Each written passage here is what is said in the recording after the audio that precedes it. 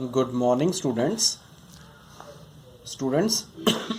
आज हम 6th class में हम 7th चैप्टर का 7.3 एक्सरसाइज आज हम स्टार्ट करने वाले हैं। तो जैसे कि आपने पहले 2 एक्सरसाइज हमने की हैं और मुझे लगता है कि आप लोगों को बहुत ही अच्छे तरीके से वो समझ आ गई होंगी। तो 7.3 के जो फर्स्ट 2 क्वेश्चंस हैं वो अगर आप देखोगे ध्यान से तो वो 8 वाले हैं, यानी कि वो ड्रॉ करने वाले हैं। तो उस बेसिस के वो वाले जो क्वेश्चंस हैं वो हम लाइव इंटरेक्शन में समझेंगे। तो अब हम स्टार्ट करने वाले हैं क्वेश्चन नंबर 3 से। तो क्वेश्चन नंबर 3 की तरफ से तो हम उसकी सबसे पहले हम उसकी स्टेटमेंट रीड करते हैं कि क्या हुआ है। तो यहाँ पे अगर आप देखोगे तो आपको उन्होंने फाइंड आउट करने को बोला है कि हम यहाँ पे एक्स जो बॉक्स है, बॉक्स की जगह पे हमने करेक्ट ऑप्शन हमने यहाँ पे पुट करनी है ताकि दोनों फ्रैक्शंस क्या हो, इक्वल हो जाएं। इक्वल भी नहीं, इक्विवेलेंट हो। तो वैसे हमने एक्स की वैल्यू फाइंड आउट करनी है, तो खाली बॉक्स में हम एक्स लिख लेंगे। आफ्टर दैट जब हमने इनकी वैल्यू फाइंड आउट करनी है तो हम क्या करेंगे, इन्हें क्रॉस मल्टीप्लाई करेंगे। क्रॉस मल्टीप्लाई कैसे, ये जो नीचे वाला डिनोमिनेटर है ये यहाँ पे मल्टीप्लाई हो जाएगा इक्वल्स टू, और जो 7 है वो 8 के साथ मल्टीप्लाई हो जाएगा। तो आएगा 2 into x equals to 8 into 7। तो इन्हें मल्टीप्लाई कीजिए। तो जो x है, x की हमें वैल्यू फाइंड आउट करनी है। 2 ध्यान से देखिए यहाँ पे 2x के साथ क्या है, मल्टीप्लाई। तो 2 जो है राइट साइड पे जाके क्या हो जाएगा, वो डिवाइड हो जाएगा। यहाँ पे आप इसकी कटिंग कीजिए, 2 और 8 की कटिंग, 4 हो जाएगा, 7 4 दैट इज 28 हो जाएगा आंसर। सिमिलरली अब हम सेकंड पार्ट करने वाले हैं। तो सेकंड पार्ट में भी कैसे है, हमें यहाँ पे दिया हुआ है 5/8 इक्वल्स टू 10/, बॉक्स है हमें दिया हुआ है एम्प्टी बॉक्स। तो हम क्या करेंगे, उसमें हम x की वैल्यू हम पुट कर लेंगे। तो यहाँ पे हमने क्या करना है, वही स्टेप क्रॉस मल्टीप्लिकेशन। x को 5 के साथ, 8 को 10 के साथ हम यहाँ पे मल्टीप्लाई करेंगे। x की वैल्यू फाइंड आउट करनी है। 5 क्योंकि मल्टीप्लाई में है तो वो राइट साइड पे जाके क्या हो जाएगा, वो डिवाइड हो जाएगा। आप यहाँ पे कटिंग कीजिए, 5 और 10 की कटिंग कीजिए, तो आपके पास आंसर 16 आ जाएगा। नेक्स्ट सिमिलरली हमारे पास सी पार्ट है, तो उस वहाँ पे भी हमने ऐसे ही करना है। यहाँ पे अब जो फिलअप है वो हमारे पास टॉप पे है, तो प्रोसीजर वही रहेगा। 20 को 3 के साथ मल्टीप्लाई करना है और 5 को x के साथ ऐसे मल्टीप्लाई कर देना। x की वैल्यू फाइंड आउट करनी है, तो जो 5 है वो इधर आके क्या हो जाएगा, वो डिवाइड हो जाएगा। तो यहाँ पे आप देखोगे स्टूडेंट्स कि 5 जो है नीचे डिवाइड में आ गया है। 5 और 20 की कटिंग हो जाएगी कटिंग हो जाएगी, और जो बचेगा दैट इज 4 इंटू 3 क्या हो जाएगा हमारे पास 12। तो दैट्स योर आंसर। तो इसके रिलेटेड जो आपके पास बाकी जो रिमेनिंग पार्ट्स हैं वो आप इजीली इन्हें ट्राई कर सकते हो। आफ्टर दैट हम क्वेश्चन नंबर 4 करते हैं। तो क्वेश्चन नंबर 4 में स्टूडेंट्स हमें इक्विवेलेंट फ्रैक्शन हमें पता करनी है 3/5 की।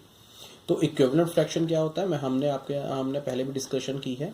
इक्विवेलेंट फ्रैक्शन होती है कि जिसकी जब हम कटिंग करते हैं तो उसका जो स्मॉलेस्ट आंसर होता है वो 3/5 ही आता है, उसकी सिंपलेस्ट फॉर्म 3/5 ही होगी।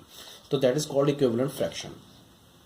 तो कैसे हमें यहाँ पे एक फ्रैक्शन बनानी है, तो हमें पार्ट 1 दिया हुआ है कि जिसमें डिनोमिनेटर क्या आ जाए, हमारे पास 20 आ जाए। तो 20 कैसे आएगा, 3/5 है। तो अगर 5 को अगर हम किसके साथ मल्टीप्लाई करें, 20 आए 4 के साथ, तो 5 4 ज़ा 20। तो लेकिन 4 नीचे ही नहीं, ऊपर भी आपको मल्टीप्लाई करना पड़ेगा। तो 3 4 ज़ा 12 और 3 5 ज़ा 20। तो 12/20 that will be your answer. After that हमारे पास नेक्स्ट है कि न्यूमरेटर हमारे पास क्या होना चाहिए, 9 होना चाहिए।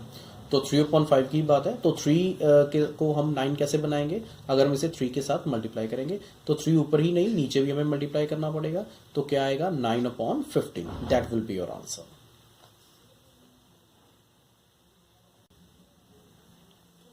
सिमिलरली हमारे पास सी पार्ट है कि हमें डिनोमिनेटर हमें क्या बनाना है, 30।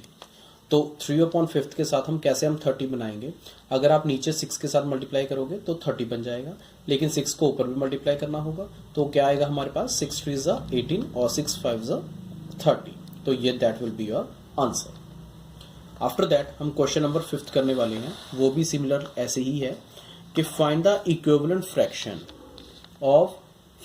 फ्रैक्शन 36/48 हमें दिया हुआ है, इसके इक्विवेलेंट फ्रैक्शंस हमें फाइंड आउट करने हैं सच दैट कि न्यूमरेटर हमारे पास क्या होना चाहिए, 9 होना चाहिए। तो अब आप खुद सोचिए न्यूमरेटर 9 को कैसे बनाएंगे, मल्टीप्लाई करके तो 9 आ नहीं सकता, लेकिन हम इसे डिवाइड जरूर कर सकते हैं। तो डिवाइड किसके साथ करेंगे 36 को, 4 के साथ, लेकिन डिवाइड ऊपर ही नहीं नीचे भी डिवाइड 4 के साथ ही होगा। याद रखना स्टूडेंट्स, अगर आप मल्टीप्लाई कर रहे हैं तो भी ऊपर और नीचे दोनों तरफ होगा, अगर डिवाइड कर रहे हैं तो वो भी ऊपर नीचे दोनों तरफ होगा। तो यहाँ पे हम डिवाइड करेंगे, ये आ जाएगा 9 और 48 को 4 के साथ डिवाइड करोगे तो that is 12, that will be your answer. After that हमारे पास बी पार्ट है, तो बी पार्ट में हमें डिनोमिनेटर क्या चाहिए, 4 चाहिए।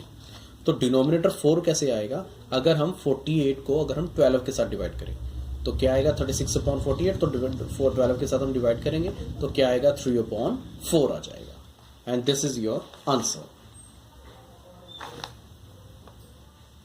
तो अब हमारे पास स्टूडेंट्स नेक्स्ट 6 क्वेश्चन है। तो यहाँ पे हमें 2 फ्रैक्शंस दी हुई हैं, 5/9 और 30/54। तो अब हमें चेक करना है कि क्या ये दोनों फ्रैक्शंस इक्विवेलेंट हैं या नहीं है। तो इसे हम कैसे फाइंड आउट करते हैं, तो इनको भी हम क्रॉस मल्टीप्लाई करके चेक करते हैं।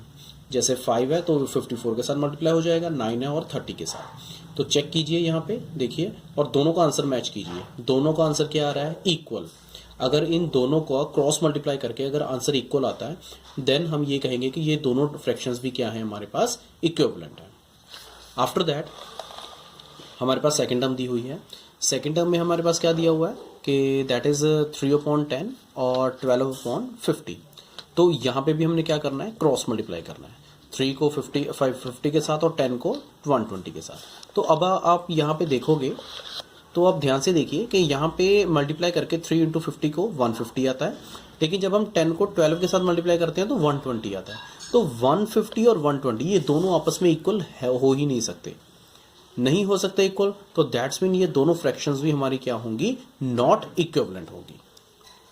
ऑलराइट स्टूडेंट्स, मुझे अब लगता है कि आपको ये टॉपिक समझ आ गया होगा। इसका जो एक रिमेनिंग पार्ट है वो आप अपने आप ट्राई कर सकते हो। Best of luck, have a nice day.